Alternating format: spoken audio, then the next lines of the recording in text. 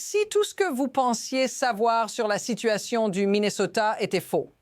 L'atmosphère est lourde de tensions et la situation devient de plus en plus explosive.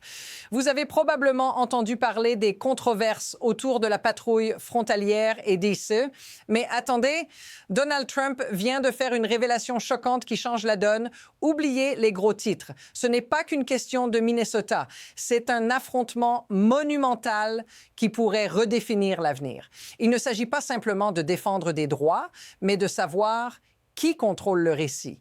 Restez avec moi pour découvrir la vérité derrière ce tournant inattendu, ce qui est vraiment en jeu et pourquoi cela vous concerne directement.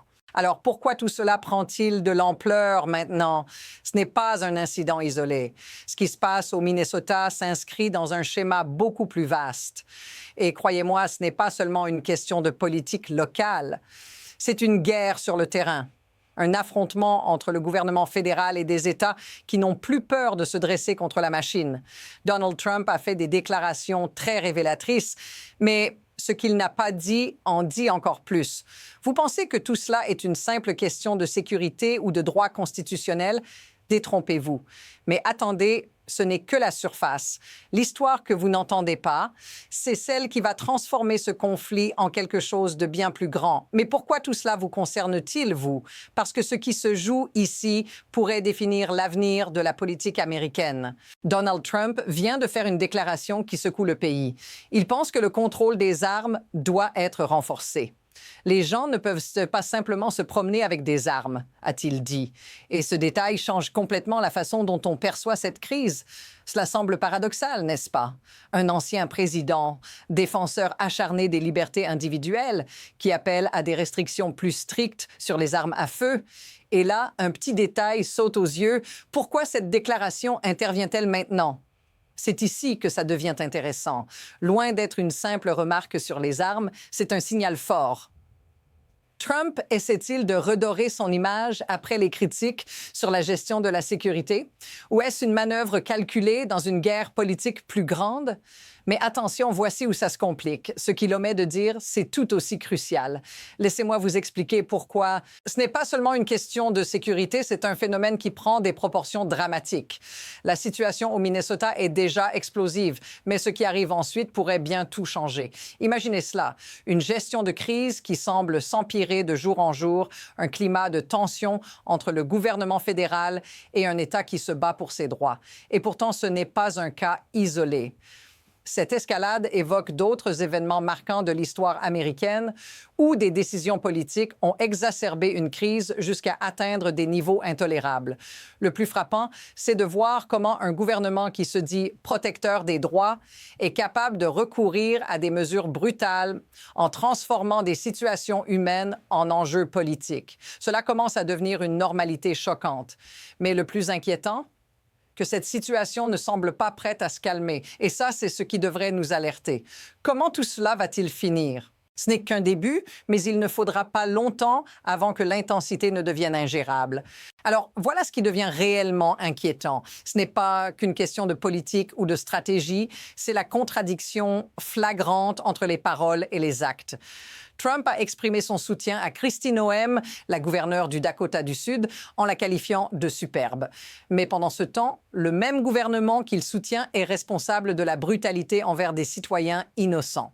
Plus spécifiquement, la mort d'Alex Spray, un acte de violence choquant qui a mis le feu aux poudres. Et que fait Trump après ça? Il dit qu'il aime tout le monde, y compris la famille d'Alex Spray, qu'il a publiquement diffamée à plusieurs reprises. Vous avez bien entendu. Il déclare son amour pour une famille qu'il a pourtant salie. Cela ne vous semble-t-il pas déroutant? On nous demande de croire qu'il y a une logique là-dedans, mais à quel prix? Et maintenant, cette énorme contradiction dans ses propos est la clé qui ouvre un tout autre débat. Comment pouvons-nous faire confiance à un tel système où les mots et les actions semblent totalement déconnectés? Ce n'est pas qu'une question de politique, c'est une question de cohérence. Et ce manque de cohérence est ce qui va accélérer la perte de confiance du public. Ce n'est pas tout. En quelques jours, Plusieurs événements ont exacerbé la situation et mis le Minnesota sous pression. La violence contre les citoyens ne cesse d'augmenter. Ce n'est pas une simple série d'incidents isolés, c'est une accumulation de crises qui montre que tout est en train de déraper. D'abord, il y a eu le massacre d'Alex Prey. Ensuite, les promesses de changement de ton de Trump, suivies par la montée en puissance de l'opposition à Minneapolis. Mais ce n'est pas fini. En parallèle, les mensonges persistants et les accusations de désinformation se multiplient. Les déclarations de Trump se contredisent à chaque tournant et chaque faux pas ajoute de l'huile sur le feu. Alors, où en sommes-nous? La situation devient de plus en plus hors de contrôle. Chaque déclaration publique, chaque mouvement semble alimenter un conflit qu'aucun des acteurs principaux n'est capable de maîtriser. Ce n'est plus qu'une question de politique locale, mais bien une crise nationale. Quelles en seront les conséquences si cette spirale continue? L'histoire montre que ce genre de tension ne mène souvent nulle part de bon, mais la question est jusqu'où ça ira? À ce stade, il est difficile de rester détaché de la réalité. Ce qui se passe ici n'affecte pas seulement les politiciens et les grandes figures publiques, c'est avant tout la vie des gens ordinaires, des familles qui se retrouvent prises au piège de ce chaos. Prenez un instant pour imaginer ce que cela signifie pour les habitants du Minnesota. Des parents séparés de leurs enfants, des familles bouleversées et des communautés qui doivent faire face à l'horreur des répercussions de cette guerre. Ce n'est pas une question de parti politique, c'est une question de survie pour des gens qui n'ont rien demandé de tout cela. Les scènes sont terrifiantes, des voitures abandonnées avec les warnings allumés, des fenêtres brisées, des sièges de voitures coupés. Ce sont des images de guerre, mais ce n'est pas une guerre lointaine, c'est chez nous, en Amérique. Ce n'est pas une question de droite ou de gauche. C'est une question de principes fondamentaux, de ce qui est juste et humain. Si cela résonne avec vous, si vous sentez que vous aussi, vous avez assez de cette violence insensée, alors dites-le dans les commentaires. Il est temps de comprendre ce que cela signifie pour nous tous. Ce que nous voyons ici dépasse le simple outrage. Il y a une mécanique bien huilée qui permet à ce genre de situation de se produire encore et encore. Le vrai problème n'est pas simplement une question d'inefficacité ou de mauvaise gestion, mais plutôt le système lui-même. Ce sont les leviers de pouvoir qui sont en jeu, l'influence de l'État fédéral, les intérêts politiques et économiques qui dirigent tout. Ce ne sont pas les actions d'un homme ou d'un groupe, mais bien un système complexe qui manipule les faits et les figures publiques à sa guise. Et c'est là que réside le danger.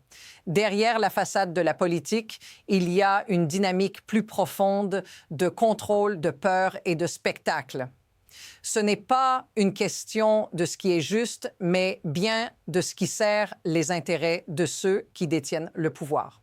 En fin de compte, tout cela alimente une machine qui se nourrit de la division, de l'ignorance et du conflit. C'est un système qui pousse à l'escalade pour créer de la distraction, de l'angoisse et de l'incertitude. Mais derrière tout cela, ce qui devrait être évident, c'est qu'un tel système ne peut pas durer indéfiniment. Là où cela mène, c'est difficile à dire, mais il y a deux chemins possibles qui se dessinent clairement devant nous. Le premier, c'est l'escalade, l'inaction continue, l'aggravation des tensions et un dénouement où chaque décision empire la situation. Si le gouvernement persiste à ignorer les appels à la fin de cette répression, le Minnesota pourrait devenir le point de rupture, un modèle de résistance pour d'autres États qui n'en peuvent plus. Cela pourrait déclencher des vagues de protestations à travers le pays, une mobilisation massive qui forcerait le gouvernement à revoir sa position ou pire, à perdre son contrôle. Le second chemin, plus optimiste mais tout aussi incertain, est celui du compromis. Peut-être que les voix de la raison, comme celle de Tim Walz, gouverneur du Minnesota, arriveront à se faire entendre, que le gouvernement fédéral changera de cap et répondra à l'appel de l'unité, mettant fin à ce qu'il pourrait qualifier de crise politique. Mais encore une fois, c'est loin d'être garanti. Les tensions sont trop profondes, les cicatrices trop récentes. Ce que nous savons, c'est que tout cela s'intensifie à une vitesse vertigineuse. Et ce qui viendra ensuite, bien que flou, est déjà en train de se préparer sous nos yeux. Alors, qu'est-ce que tout cela signifie au fond? Voici l'essentiel. Ce n'est pas seulement une question de politique locale ou d'un affrontement entre deux partis opposés. C'est une lutte pour les principes fondamentaux qui régissent notre société. Une lutte pour savoir si nous allons laisser la peur et la division dicter nos actions ou si nous choisirons la cohésion, l'empathie et la justice. Cette situation au Minnesota n'est pas juste un incident isolé, c'est un symptôme d'un mal plus profond. Ce qui se joue ici pourrait bien être un moment charnière dans l'histoire des États-Unis, un point de bascule où les valeurs démocratiques sont mises à l'épreuve. Et la question est, que ferez-vous lorsque ce moment viendra? Le Minnesota se bat maintenant pour ses droits, mais la vérité, c'est que ce combat est déjà au cœur de votre vie aussi. Ce qui se passe là-bas pourrait bien arriver chez vous un jour. Restez à l'écoute pour plus d'analyses comme celle-ci. Pour ne rien manquer, abonnez-vous et continuez à suivre cette saga qui pourrait bien façonner l'avenir de notre pays.